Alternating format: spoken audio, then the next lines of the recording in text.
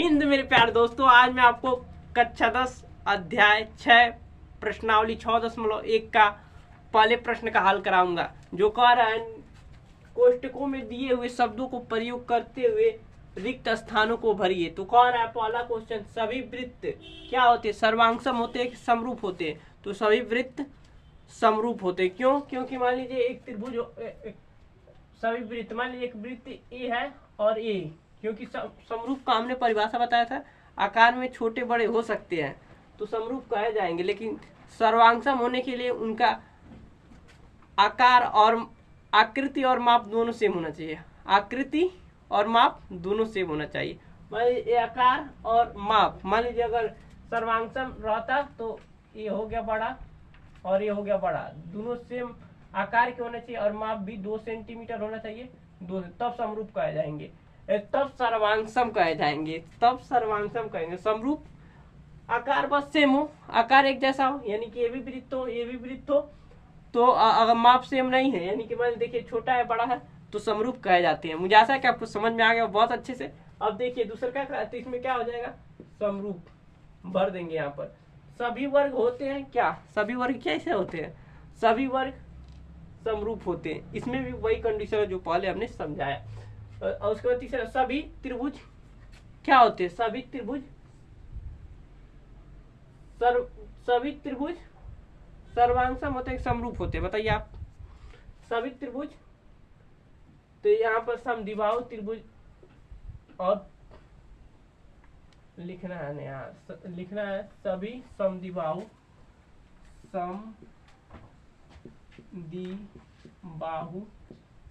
और समबाहु, समबाहु त्रिभुज, समबाहु त्रिभुज, समबाहु त्रिभुज और समद्विबाहु त्रिभुज, समद्विबाहु त्रिभुज और समबाहु त्रिभुज। देखिए समद्विबाहु त्रिभुज जिनके दो भुजाएं बराबर हो उसे समद्विबाहु त्रिभुज कहते हैं, और समबाहु त्रिभुज जिनके सभी भुजा बराबर हो और सभी कोण बराबर होते हैं तो उसे समबाहु त्रिभुज कहते हैं। तो यहाँ पर क्या हो जाएगा, समबाहु त्रिभुज, यहाँ लिख देंगे, यहाँ पर हो जाएगा समबाहु त्रिभुज। भुजाओं की समान संख्या वाले दो बहुभुज समरूप होते हैं यदि उनके संगत कोण बराबर हो तथा उनकी संगत भुजाएं समानुपाती हो। यह इंट्रोडक्शन यानी बेसिक पार्ट में अध्याय 6 के हमने बताया आपको अच्छे से, इसीलिए बताया ताकि ये प्रश्नावली आसानी से हल हो जाए। ठीक है, तो मुझे ऐसा है कि आपको समझ में आ गया होगा। यहाँ पर भर देंगे बराबर, पहले में बराबर भर देंगे, दूसरे में समानुपाती भर देंगे, भर ही देते हम बराबर और दूसरे में समानुपाती। अब इसे रफ करते हैं और दूसरा क्वेश्चन हल करते हैं।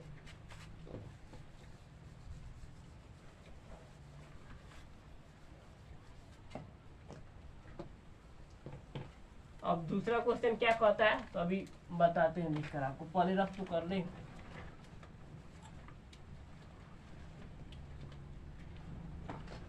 तो हमने बहुत अच्छे से आपको प्रश्नावली 6.1 के प्रश्न संख्या 1 को समझा दिया, और इसके पहले हमने इसके बेसिक पार्ट को आपको हमने समझाया बहुत अच्छे से। आप नहीं देखे हैं तो जाकर देखिए। इसके बाद हम प्रश्नावली 6.1 के प्रश्न करने के बाद थेल्स प्रमेय को सिद्ध करेंगे, या प्रमेय 6.1 को सिद्ध करने को बताएंगे। तो प्रश्न संख्या दूसरा इसमें क्या है देख लेते हैं। निम्नलिखित युग्मों के दो भिन्न भिन्न उदाहरण दीजिए। निम्नलिखित प्रश्न, क्वेश्चन नंबर 2 है, निम्नलिखित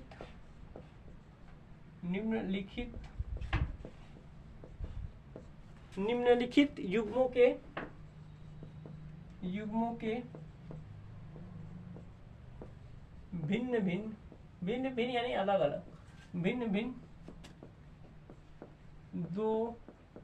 दो उदाहरण दीजिए,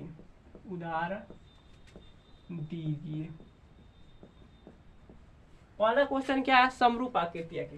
पहला कह रहा है समरूप आकृतियां,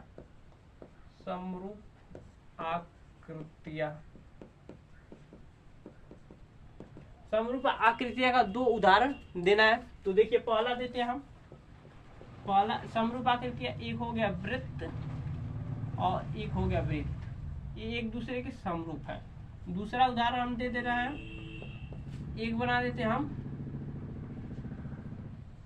ये हो गया आयत और ये हो गया थोड़ा सा बड़ा आयत।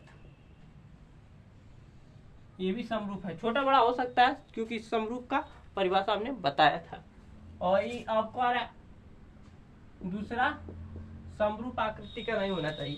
क्या कह रहा है दूसरा, ऐसी आकृतियां जो समरूप नहीं है, ऐसी आकृतियां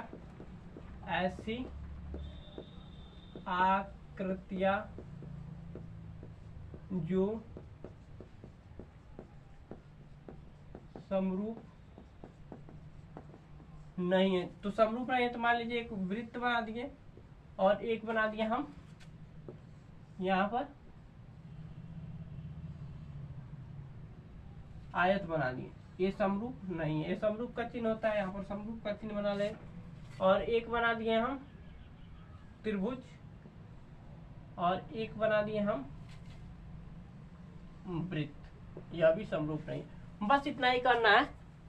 मुझे आशा है कि आपको बहुत अच्छे से समझ, क्वेश्चन ही क्या था, बहुत आसान था तो समझ में आसानी से आ गया। तो अब क्वेश्चन नंबर तीसरा क्या कहता है, बताइए कि निम्नलिखित चतुर्भुज समरूप है या नहीं। तो मिटाते हैं इसको पहले। क्वेश्चन नंबर 3 कह रहा है,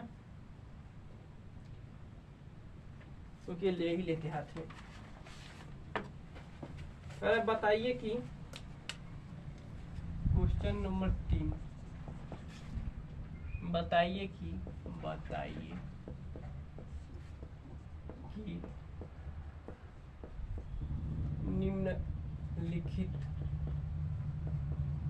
निम्नलिखित चतुर्भुज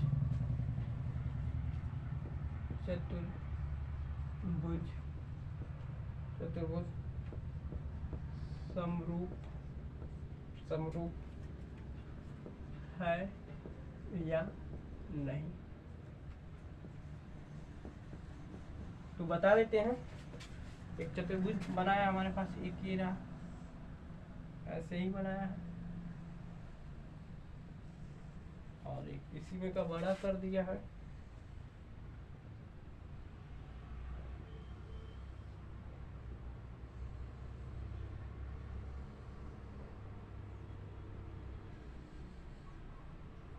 और ये दे दिया है कोण नहीं दिया है, SR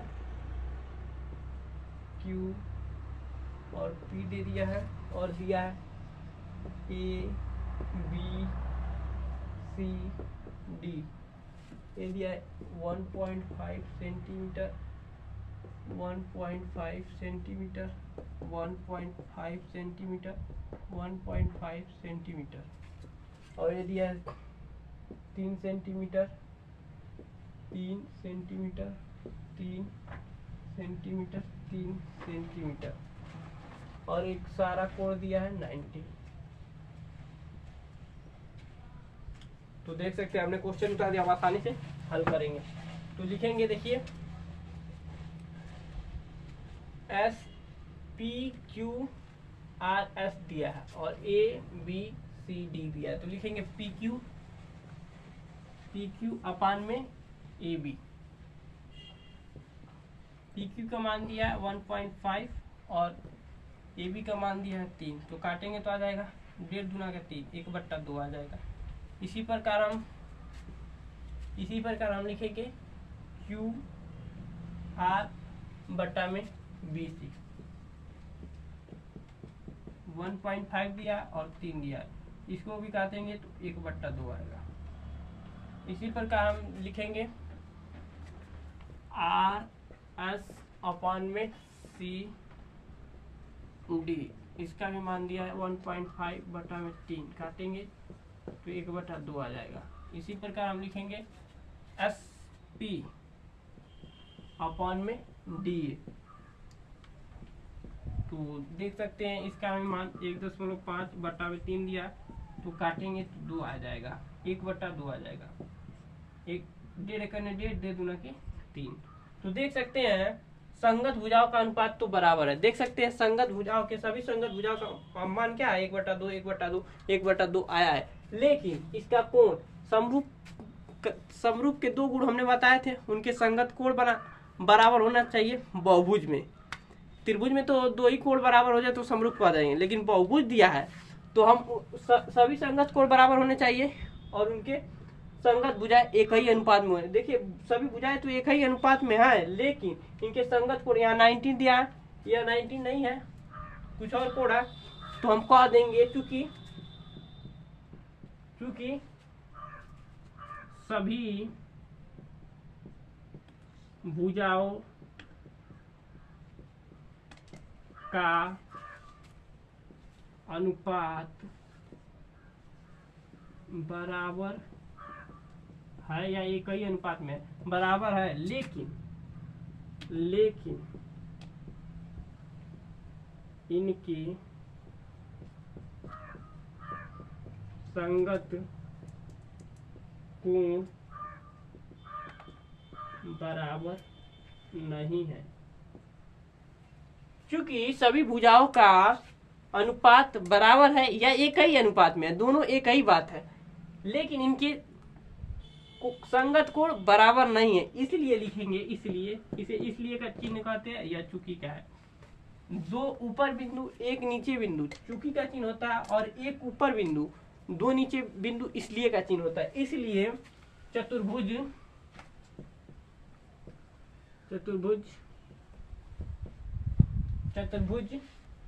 P Q R S समरूप नहीं है त्रिभुज ए बी सी डी के। मुझे आशा है कि आपको समझ में आ गया होगा और बहुत मजे से हमने बताया और आपने भी बहुत मजे से सीखा, देखा और अपना इतना कीमती समय हमें दिया, इसके लिए बहुत धन्यवाद। मिलते हैं अगले वीडियो में प्रश्नावली 6.2 के थेल्स प्रमेय के सिद्ध करने के साथ। मजा आ गया।